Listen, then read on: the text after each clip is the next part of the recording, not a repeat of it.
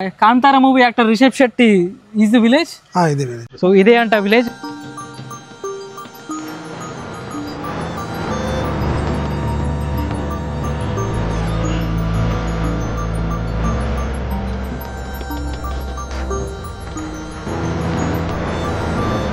Actor Rishab Shetty తన పుట్టిన ఊరు ఏదైతే ఉందో ఆ ఊరికి వచ్చాను.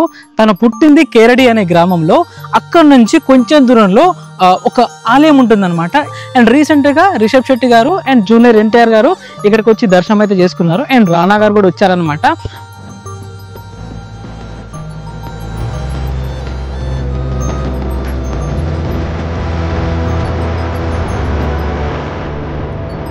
మరి ఈ వీడియోలో ఈ విలేజ్ గురించి, స్పెషల్గా ఆ యాక్టర్లు వచ్చిన ఈ ఆలయం గురించి ఈ వీడియోలో మనం తెలుసుకుందాం. అందరికీ నమస్కారం అండి. నా పేరు ఉదయ్. మీరు చూస్తున్నారు Uday Royce YouTube channel. Present నేను కర్ణాటకకు వచ్చాను అండ్ కొంచెం కన్నడ కూడా నేర్చుకున్నాను. కన్నడలో మాట్లాడతాను. ఎల్లరిಗೂ నమస్కార. ನನ್ನ ಹೆಸರು ఉదయ్. ఈరోజు మ్యాటర్ ఏంటి అంటే, actor Rishab Shetty, Kantara cinema hero ఎవరైతే ఉన్నారో యాక్టర్ రిషబ్ శెట్టి తన పుట్టిన ఊరు ఏదైతే ఉందో ఆ ఊరికి వచ్చాను. ఇది కేరడి గ్రామం. జనాభా తక్కువే ఉన్న వీళ్ళ మనసు మాత్రం చాలా పెద్దది. చుట్టూ చెట్లు, మధ్యలో కొన్ని ఇండ్లు. ప్రకృతి ఎప్పుడు నేను మీకు తోడుగా ఉన్నానంటూ ఒక ఆసరా ఇస్తుంది. ఇక్కడ స్నేహం చేయాలంటే మనుషులే కాదు, ప్రకృతితో పాటు జంతువులు కూడా స్నేహం చేస్తాయి. ఇంత అందమైన ఈ గ్రామంలో ఒక రహస్యమైన ఆలయం కూడా ఉంది. అలాంటి గొప్ప ఆలయాన్ని చూడడానికి చాలా మంది ప్రజలతో పాటు సినిమా సెలబ్రిటీస్ కూడా వచ్చారు. ఇప్పుడు మీకు స్వయంగా మీ కళ్ళతో చూసినట్టుగా ఆ దర్శన భాగ్యాన్ని నేను కల్పిస్తాను. ఈ వీడియో చూసిన తర్వాత అమ్మయ్య, చాలా రోజులకి ఒక మంచి వీడియో చూశానని ఒక మంచి ఫీలింగ్ ఉంటుంది. హైదరాబాద్ నుంచి ఫ్లైట్ ఎక్కి కర్ణాటకలో ఉన్న మ్యాంగళూరు ఎయిర్పోర్ట్కి అయితే వెళ్తున్నాను.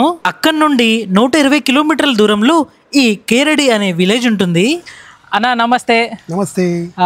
Kantara movie actor Rishab Shetty is the village? ఇది విలేజ్. సో ఇదే అంట village name Keradi. So Keradi village అంట. ఇదరే బోర్న్ హువా థా ఇదర్. ఏమంటారు తెలుగులో, నాకు పుట్టారంటారు హిందీలో. ఇదర్ హై ఆర్ కుచ్ గాంవ్ గయా థా? ఇదర్ సే గయా హై. ఇదే అంట.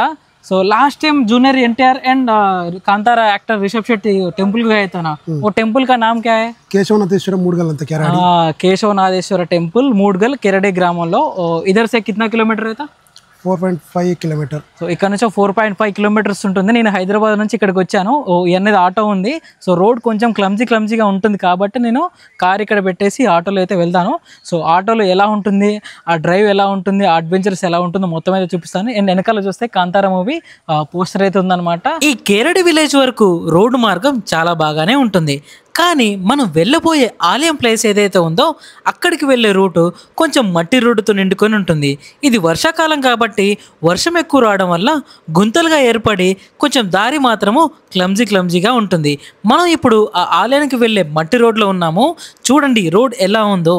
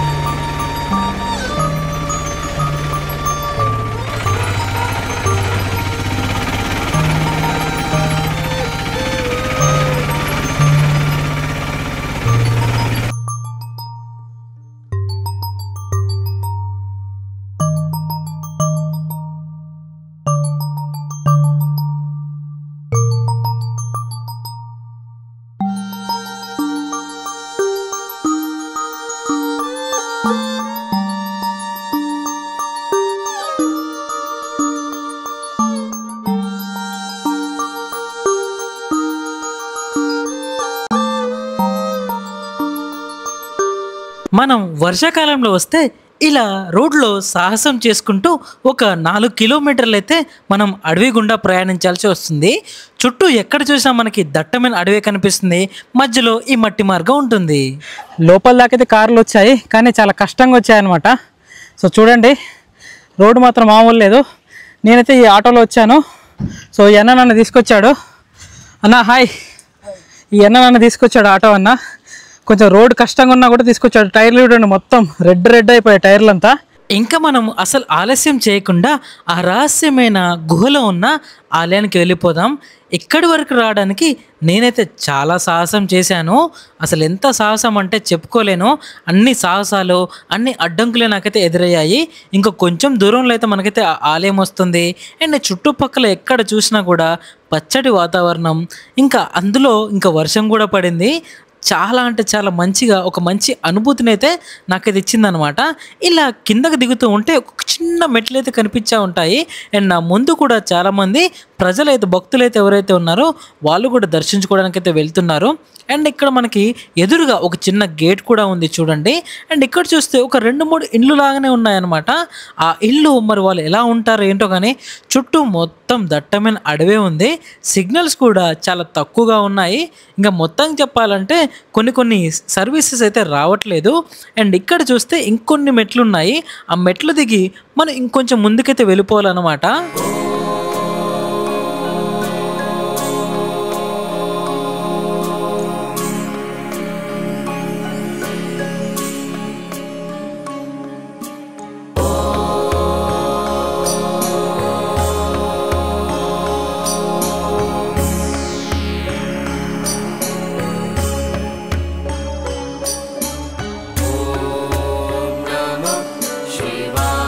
ఇక్కడ మీరు చూస్తే శ్రీ కేశవనాథేశ్వర దేవస్థానం ఉంది.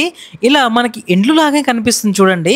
ఆ ఇల్లు లోపలికి వెళ్ళిపోతే అక్కడ చివర్లో ఒక గుహ లాంటిది కనిపిస్తుంది. ఆ గుహ లోపలే మనకి అసలైన ఆ దేవుడైతే ఉంటాడనమాట. సో మనం ఇక్కడ నుంచి కొంచెం ముందుకైతే వెళ్ళిపోయి సాక్షాత్తు మన కల్లారా ఆ దర్శనం అయితే చేసుకుందాము పదండి. నాకైతే చాలా ఎక్సైట్మెంట్గా ఉంది, చాలా ఆశ్చర్యంగా కూడా ఉందన్నమాట. ఇక్కడ చూడండి ఫైనల్గా మనమైతే వచ్చేసాము. కింద అయితే వాటర్ అయితే కనిపిస్తూ ఉన్నాయి. నా ప్యాంటుని కొంచెం పైకైతే అనుకుంటూ ఉంటాను, ఎందుకంటే మేబీ కొంచెం లోతు కూడా ఉండొచ్చు.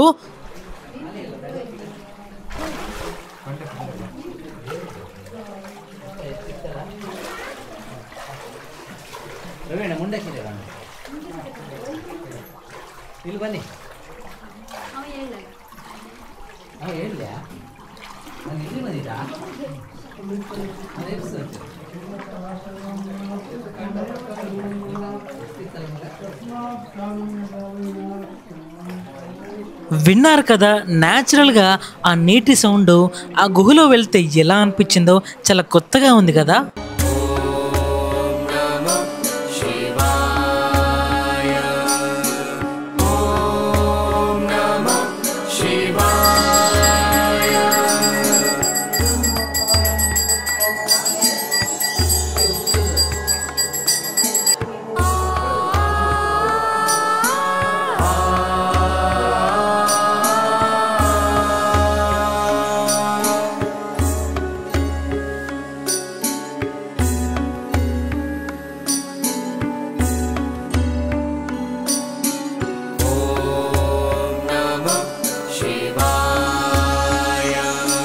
ఇక్కడ నీటిలో చేపలు కూడా ఉంటాయి, కొన్ని పాములు కూడా ఉంటాయి.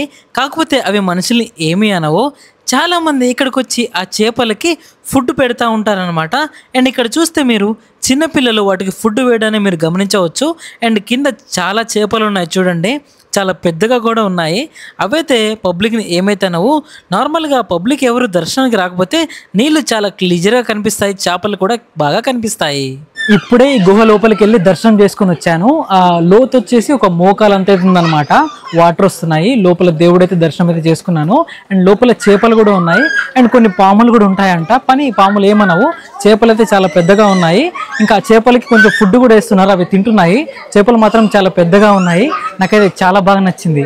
మరి జనాలు ఇంత బాగా వచ్చే ఈ ఆలయం వెనుక ఉన్న చరిత్ర ఏంటి, దాని గురించి మనం ఇప్పుడు తెలుసుకుందాం. ಕೇಶವನಾಥೇಶ್ವರ ದೇವಸ್ಥಾನ ಮೂಡುಗಲ್ ಕೆರಾಡಿ ಗ್ರಾಮ, ಕುಂದಾಪುರ ತಾಲೂಕು, ಉಡುಪಿ ಜಿಲ್ಲೆ. ಇದು ಭರತಖಂಡದ ಅತಿ ಪುರಾತನವಾದ ಒಂದು ಶಿವ ದೇವಾಲಯ. ಈ ಕೇಶವನಾಥೇಶ್ವರ ದೇವಸ್ಥಾನದ ದೇವರ ಹಿಂದುಗಡೆ ಇರುವಂಥದ್ದು ಒಂದು ಗುಹೆ ಇದೆ. ಆ ಗುಹೆಯಿಂದ ಯಾವತ್ತೂ 365 ದಿವಸ ನೀರು ಬರ್ತಾ ಇರ್ತದೆ. ಆ ಗುಹೆಯ ಒಳಗಡೆ ಶಿವದೇವರು ತಪಸ್ಸು ಮಾಡಿದ್ದಾರೆ. ಆ ಶಿವದೇವರು ತಪಸ್ಸು ಮಾಡಿದ ಸ್ಥಳದಲ್ಲಿ ಒಂದು ಶಿವಲಿಂಗ ಇದೆ. ಆ ಶಿವಲಿಂಗದ ಸಮೀಪ ಸಪ್ತ ನದಿಗಳು ಉಗಮ ಆಗ್ತದೆ. ಗಂಗೆ ಚ ಯಮುನಾ ಚೈವ ಗೋದಾವರಿ ಸರಸ್ವತಿ ನಮಸ್ಸಿಂಡು ಕಾವೇರಿ ಅಂತ ಹೇಳ್ತೇವೆ. ಗಂಗಾ ಯಮುನಾ ಗೋದಾವರಿ ಸರಸ್ವತಿ ನಮಸ್ಸಿಂಡು ಕಾವೇರಿ, ಒಳಗಿನ ಲಿಂಗಕ್ಕೆ ಅಭಿಷೇಕ ಆಗಿ ಬರುವಂಥ ನೀರು. ಶಿವ ಇಲ್ಲಿ ಯಾಕೆ ಬರ್ತಾರೆ, ಇಲ್ಲಿ ಯಾಕೆ ತಪಸ್ಸು ಮಾಡ್ತಾರೆ ಅನ್ನೋ ಬಗ್ಗೆ ಒಂದು ಪೌರಾಣಿಕ ಕಥೆ ಇದೆ. ಸಹಸ್ರಾರು ವರ್ಷಗಳ ಹಿಂದೆ ಭೂಮಿಯಲ್ಲಿ ಬ್ರಹ್ಮ ಸೃಷ್ಟಿ ಕಾರ್ಯ ಮಾಡಿದಾಗ ಬ್ರಹ್ಮನ ಸೃಷ್ಟಿ ಕಾರ್ಯ ಅಳಿದು ಹೋಯ್ತಂತೆ. ಮನುಷ್ಯರಲ್ಲಿ, ಪಶು ಪಕ್ಷಿಗಳಲ್ಲಿ, ಜಲಚರಗಳಲ್ಲಿ, ವನ್ಯಜೀವಿಗಳಲ್ಲಿ ಬ್ರಹ್ಮ ಏನೇ ಸೃಷ್ಟಿ ಕಾರ್ಯ ಮಾಡಿದ್ರು ಅದು ಅಳಿದು ಹೋಯ್ತಂತೆ. ಆವಾಗ ದೇವತೆಗಳಿಗೆ ಸಮಸ್ಯೆ ಆಗುತ್ತೆ. ಅವರು ದೇವಲೋಕದಲ್ಲಿ ಸಮಸ್ಯೆ ಇರ್ತಾರೆ.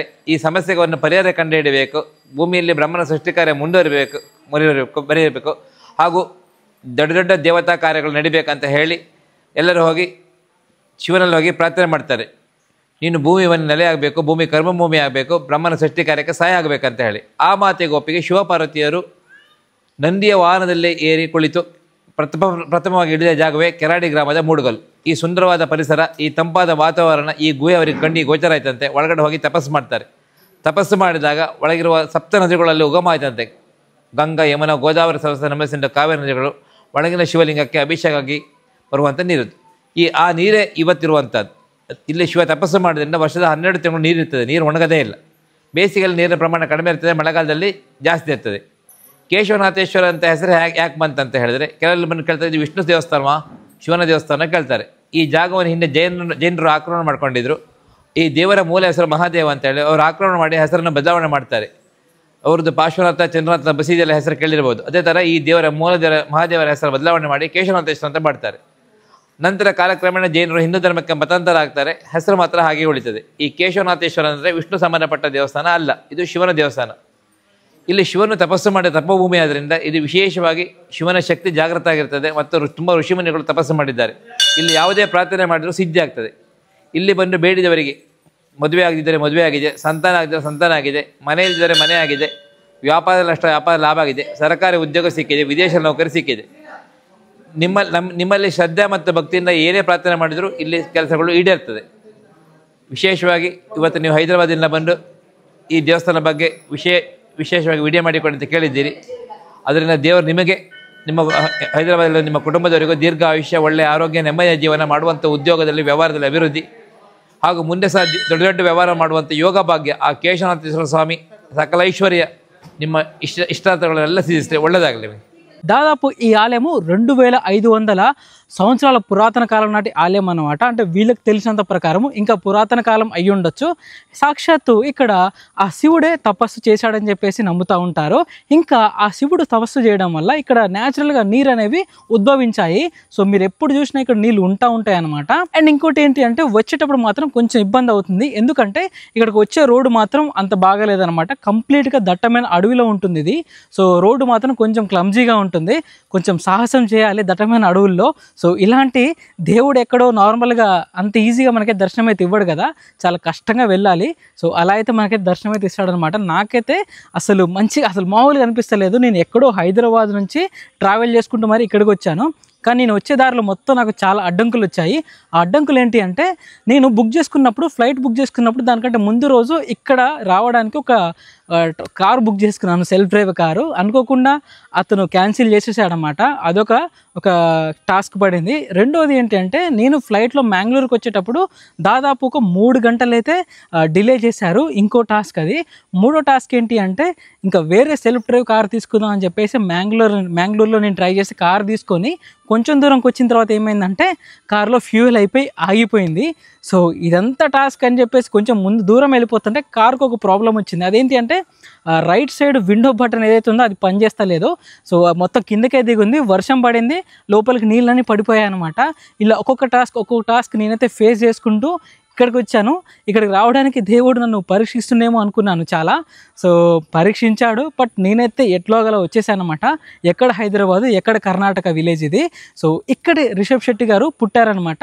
సో దాని తర్వాత కుందాపురాకి వెళ్ళిపోయారు. దాని తర్వాత మీరు ఆల్రెడీ సినిమా చూస్తుంటారు, కాంతార, అదంతా.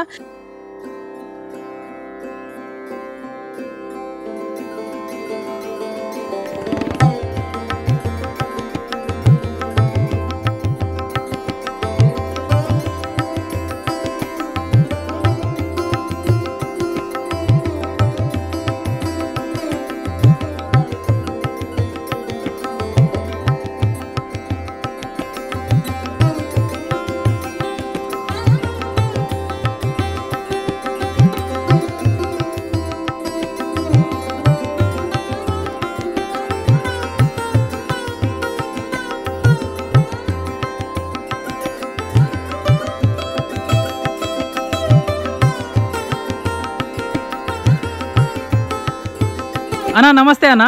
సో మీరందరు ఎక్కడి నుంచి వచ్చారు? బెంగళూరు నుంచి వచ్చారా? సో ఈ ఆలయానికి ఏ యాక్టర్లు వచ్చారు? చాలా మంది వచ్చారు. రిషబ్ శెట్టి గారిది ఇదే ఊరా? విలేజ్ ఇక్కడే పెరిగారా? ఓహో, చూసారు కదా, వర్షం అయితే ఫుల్గా వస్తుంది, వెదర్ కూడా చాలా చీకటి అయిపోయింది. సో ఈ వీడియో మీకు ఎలా అనిపించింది? నేనైతే కంప్లీట్గా చాలా ఎక్స్ప్లోర్ చేశాను రిషబ్ శెట్టి గారు పుట్టిన విలేజ్ ఏదైతే ఉందో. అండ్ ఇక్కడ జస్ట్ 5 ఇండ్లు మాత్రమే ఉంటాయన్నమాట. సో చాలా మంచిగా ఉంది, చుట్టూ గ్రీనరీ ఉంది. సో మళ్ళీ నేను చాలా దూరం వెళ్ళాలి, చాలా చీకటి కూడా పడుతుంది, దట్టమైన అడవి. సో ఒక్కనే వచ్చాను. సో చాలా సాహసం అయితే చేశాను అనమాట. సో మీరు కూడా, సో నా సాహసం మీకు నచ్చినట్టయితే, ఈ విలేజ్ గురించి మీకు నచ్చినట్టయితే, సో ఈ వీడియోకి లైక్ చేయండి, కామెంట్ చేయండి. అండ్ నెక్స్ట్ ఏ యాక్టర్ విలేజ్ చూపించాలో తప్పకుండా కామెంట్ చేయండి. నా ఛానల్ మాత్రం తప్పకుండా సబ్స్క్రైబ్ చేసుకోండి.